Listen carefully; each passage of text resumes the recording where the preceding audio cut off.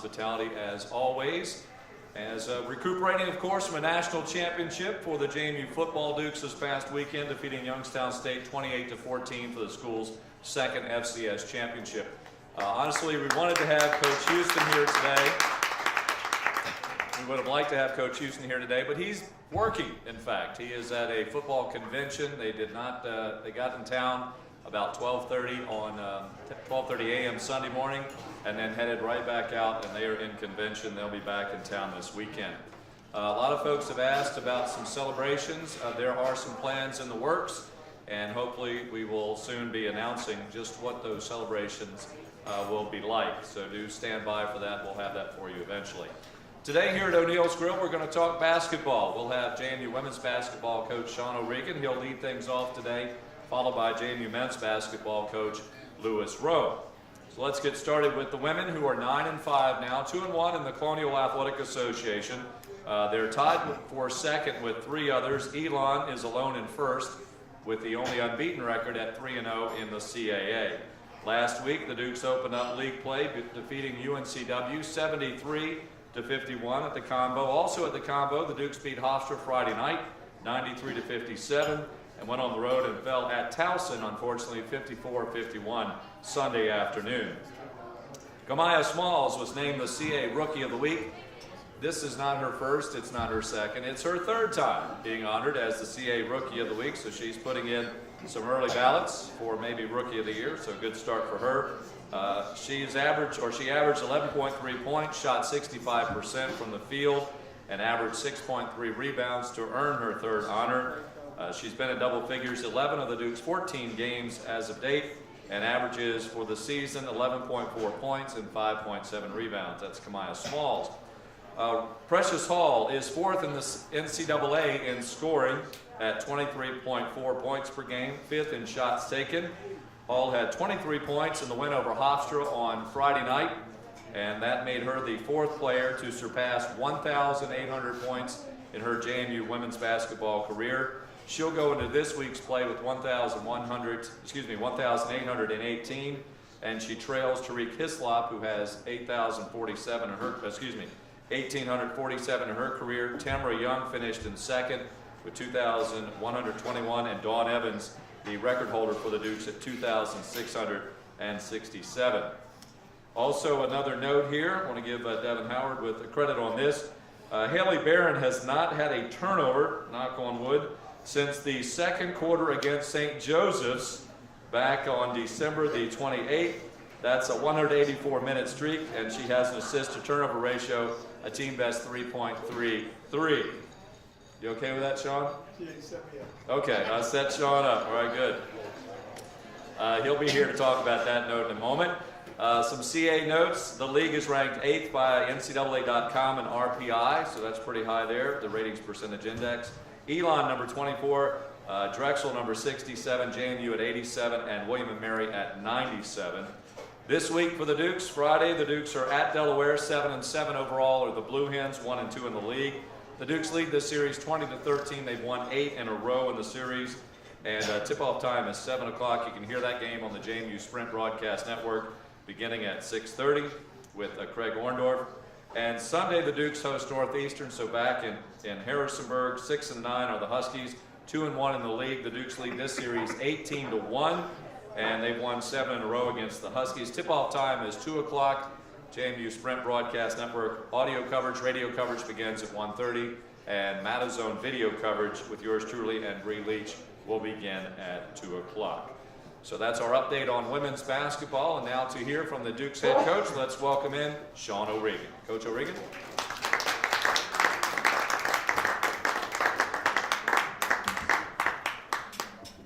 All right, I guess I'll start off congratulating Coach Houston and the football team on an awesome season. Very, very dominant season, if you ask me. Some of the numbers he put up were really incredible. So congratulations to him. I wish he was here to give me the thumbs up. But I thought we had a good start to the CAA, and then obviously got tripped up Sunday. But with my group, they're learning from that, and hopefully we'll learn some lessons from that. But again, a good start overall. Been impressed with some of the freshmen's growth, with the newcomer Amber Porter's growth. But again, a good lesson for us on Sunday with a tough and athletic Towson team. Before we get into the basketball, I want to ask you, try again. All right, before we get into the basketball, just briefly, what does the football national championship mean for you guys as a program? No, I think it's great for the school. I think it's great for our national exposure.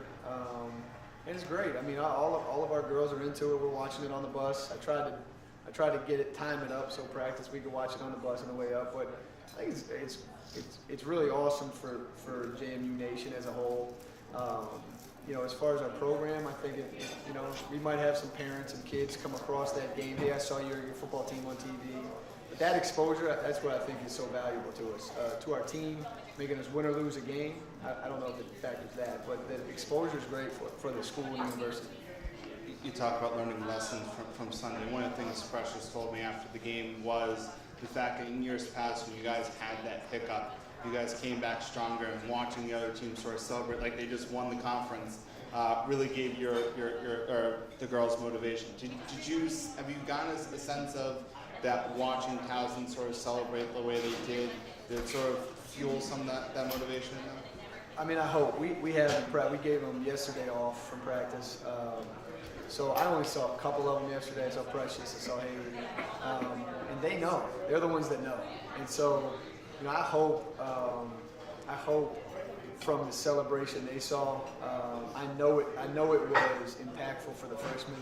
And that was part of my talk to our team at the end of the game is that, they're celebrating like that, not because they beat James Madison of this year. They're not a 9-4 team that's 2-0 in the league. They're not celebrating because of that.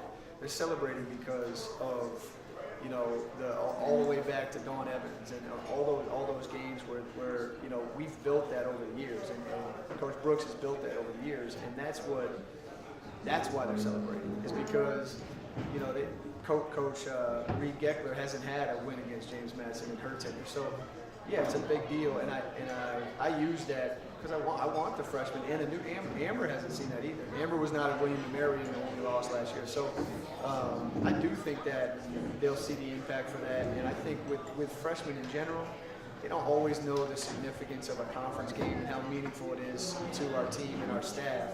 So. Moving forward, I hope I'll find out here in about an hour when we get to practice. They better be ready to go. But I do think it will have an impact on our team as a whole. Coach Dave Thomas from ESPN Harrisonburg. So much is made of what Precious does scoring the ball. But looking at the stats, she's second on the team in assists. Talk about her sharing the ball, how her play opens up opportunities for others. Well, it does. And with how she's been played a lot, especially the last 3 games, she's had to. I mean, Towson did a great job with her, they double teamed her almost the whole game. They boxed and won her. And there's times you got to give it up and trust your teammates to get it done for you. But she's been great, and she's our playmaker. She's our I don't want to say our everything because we do have some other kids that are contributing, but the ball's in her hands so much that it doesn't surprise me to see it. Very honestly, I'd rather her just fling that thing up there and let's go get it if you miss. But again, she's made some really good choices, and that's what I thought she did so well in the Wilmington and Hofstra game, where draw and find the easy man for a layup. And what part of our film session today is look how much attention you draw. Hey, Kamaya Smalls, when you drive, look how much attention is drawn to you. We got to be able to find the open people and make them one more pass. And now we get a great shot instead of a contested shot. So I'm impressed with her. I mean, in the conference stats, if you look, she's our leading rebounder in conference too, so the last 3 games. And she's doing everything she can. She's doing everything she can, and I know she turned it over a lot against Towson, but again, they did a good job on her. And I thought she made some bad choices in that game, but I know she'll respond. She's been through this before, and I'm sure she'll respond. But the assist is a nice thing for her, with her game development and her making good choices. You talk about obviously what Pete kind of means to you guys as a team. One thing she told me after the Towson game was she felt like maybe she was trying to do too much with the ball, particularly in the game, knowing she's your playmaker and whatnot. how much that is on the other girls on the court to say, all right, I'm going to take some ownership, I'm going to step up and help P make a play? How much that is just on P being smarter with what she's doing and not trying to attack every single double team? Yeah. I think it's part of the lesson learned, but it's a combination. She wants to do it all, and she's got the ability to do it. I went through the locker room. I said nobody on this team played their best, and that's part of the reason we are where we are right now with the loss. But she's trying to do everything. And that particular game, the supporting cast was struggling. Lexi Barrier going over from the field. Again, it's not her usual game. I thought Kamaya ended up with 10 points, but I didn't think she played her usual game at all. Again, Amber gave us a little bit here and there. I thought Tasia gave us a little bit, but not an offensive boost. So, again, it's one of those games that I think the further it got along, the more we were like really, I don't want to say got tight, but got a little bit like, man, we really got to make the play now. And that just, Precious wants to do that for us. So a combination of the two. One being, she's got to be able to trust her teammates, give it up. And then, those freshmen, I quote them because they're steadily becoming not freshmen. They got to be able to step up and make a play. And we got to be able to do it as a team. Talk about them getting tight. Is that how much that is an experience? How much of that is just normal sort of we should be winning and we're not? Well, yeah, I shouldn't have said tight. Pressing is more of a better word. I didn't think we got nervous. I thought we pressed. And that's what it is. It's how many we've had some of those road experiences. Liberty made a good strong push at us at Liberty. We all know the Rutgers game. I mean, we came down and we made some clutch plays in the Rutgers game. Even St. Joe's. St. Joe's was a great test for us being down early. So we've overcome it, but it just seemed like the theme of the day where we just could not break through the wall. We could never separate. I mean, we never took a 6-7 point lead. We could never separate. So it's just a frustrating game and really honestly reminded me a lot of William & Mary last year, where high level of frustration and we just couldn't get it. Just couldn't get it. But that's the one thing I've learned over the years is that as good as we've been the last couple of years, we've always lost one game. And it is what it is. You got to respond to it the right way. David Guzman, TV3 Harrisonburg. Coach, we've talked about Kamaya a couple times already this season. With her being a rookie, were there aspects of your system that were a little harder to buy into than others? I don't know. I mean, I don't think she's ever had a problem with buy-in. It's just so much more. It's so much deeper than high school or an AAU setting. And I think she's been a kid that's played on a high school team where they just played, and they were more often than not just way more talented than any other team. So they just played and they just created shots and they just did their thing. AAU the same way. I watched so many games of her. I don't think it was a buy-in, but I think she's learning. I think she really wants it. I mean, she's in there this morning, 9 o'clock, getting extra shots up. So I think she wants to do it. I don't think it's a buy-in. I think it's a level of growing into being a really confident player and knowing that,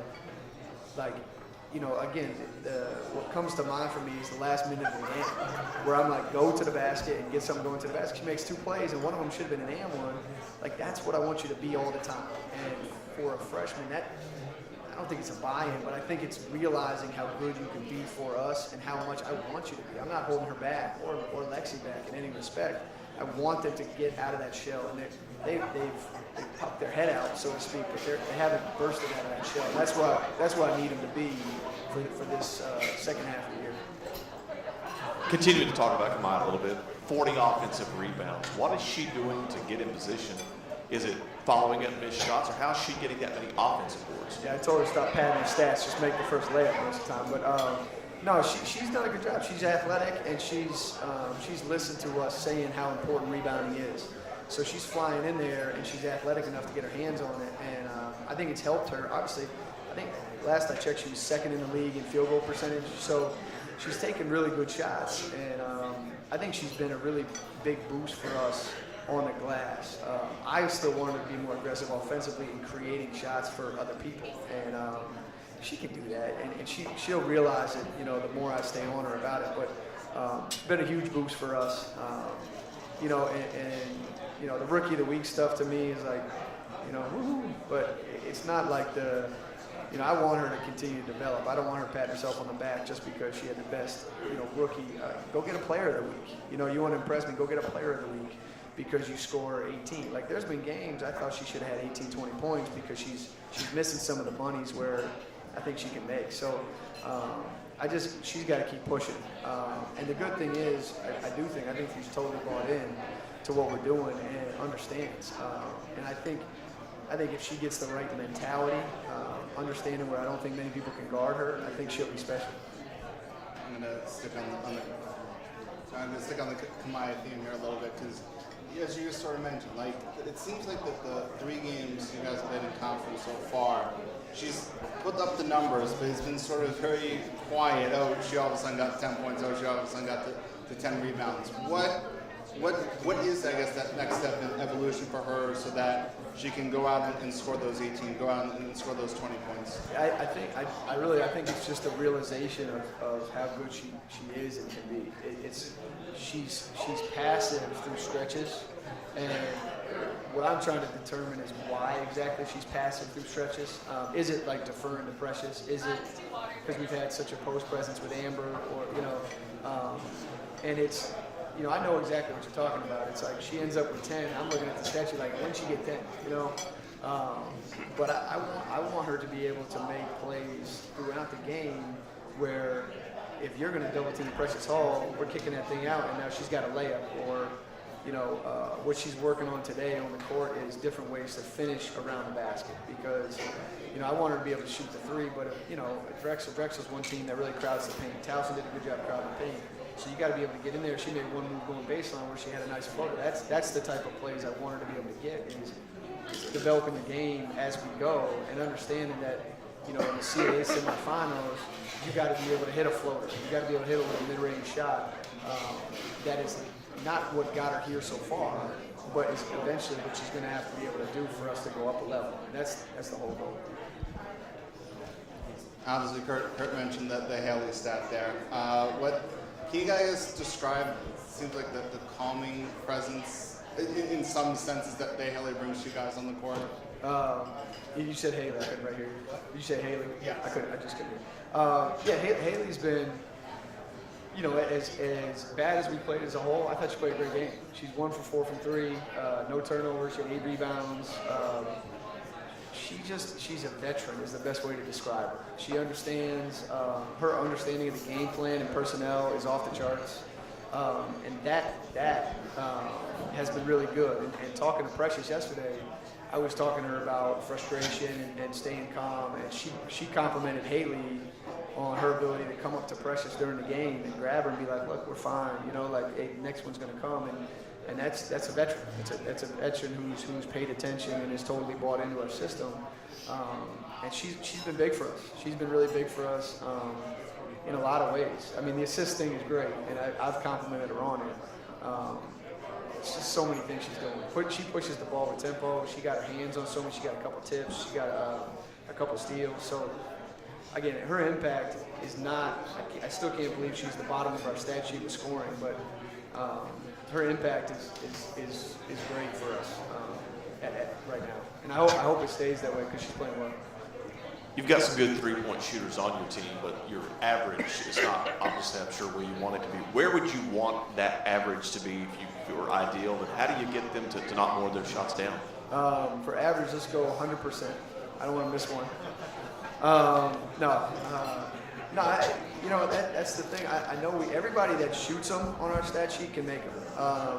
And even Tasia, I make Tasia not take them as much because I want her inside. But I've seen them, and that's where I get confidence with them. Is I've seen Lexi hit 10, 12 in a row in practice. I've seen Haley hit. I've worked out with Haley and seen her hit so many. So I know our average is down, and I think a little part of that is I don't want to say Precious, but Precious has to take so many tough ones that I know it's going to be down a little bit, and her three-point average on the year is going to be down because she's not playing with,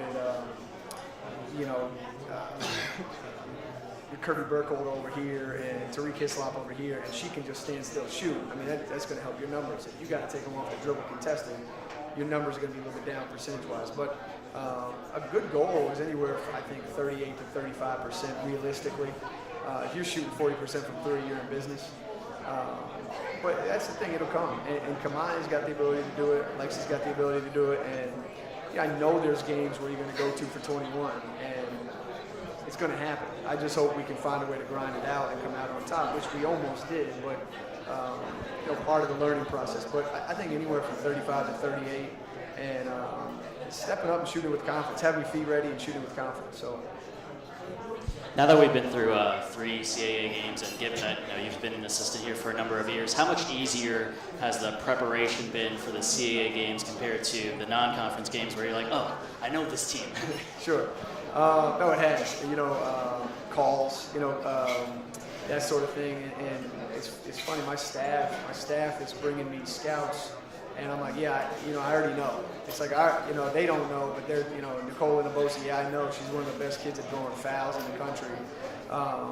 But stuff like that, it's been good for me, the familiarity. But again, we've got 4 new staff members, and we've got, you can argue 5, 6 newcomers that really don't know too. So it's about a half split.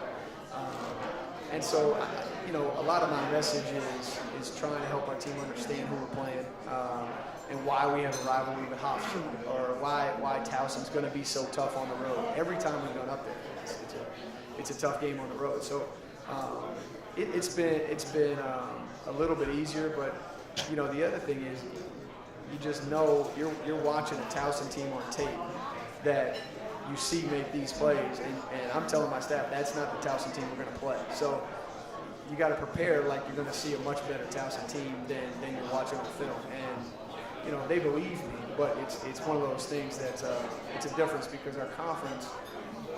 Again, I know we got the target on our back, even with a loss. Everybody's going to get up and they're going to do something different. So maybe where a Wake Forest might say, hey, we're better, or we don't have to game plan as much, we're getting the same extra game plan that we're doing to them that they're doing to us. So it's a challenge.